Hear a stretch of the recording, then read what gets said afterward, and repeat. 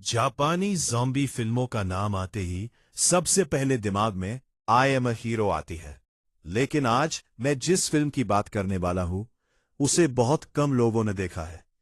फिर भी उसकी कहानी और रोमांच उस फिल्म से बिल्कुल कम नहीं है।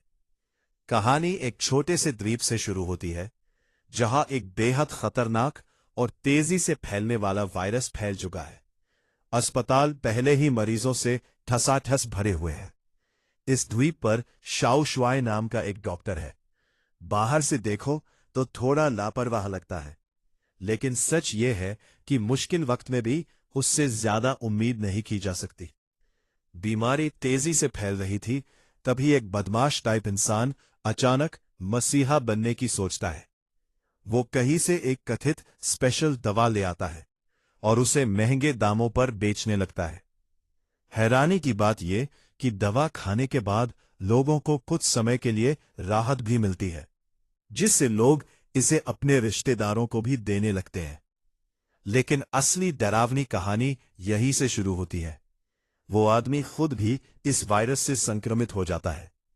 अपनी गर्लफ्रेंड के मना करने के बावजूद वो खुद पर ही दवा आजमाने का फैसला करता है, और यही उसकी सबसे बड़ी गलती साबित होती है।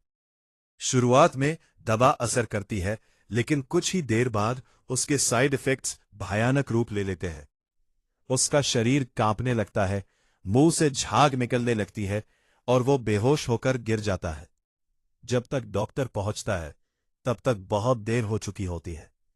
गर्लफ्रेंड टूट जाती है, लेकिन तभी अचानक वो आदमी फिर से उठता है, इस बार इंसान नहीं बल्कि एक ज़ॉम्बी बनकर।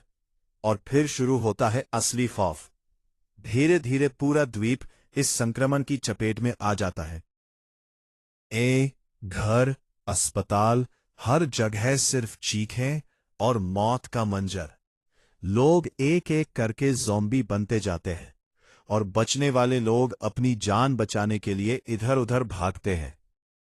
शाओ शुआई और कुछ लोग किसी तरह बच निकलते हैं और मिलकर हथियार जुटाते हैं। रास्ते में उन्हें कई दर्दनाक घटनाओं का सामना करना पड़ता है। किसी को अपने ही परिवार के खिलाफ खड़ा होना पड़ता है, तो कोई अपने करीबियों को खो देता है। एक बेहद भावुक पल तब आता है जब एक पिता अपनी ही बेटी को ज़ॉम्बी बने हुए देखता है। वो उसे मारने की हिम्मत नहीं जुटा पाता और आखिरकार खुद ही उसकी बाहों में दम तोड़ देता है। दूसरी तरफ कुछ लोग किसी तरह नाव तक पहुंचते हैं, ताकि इस नरक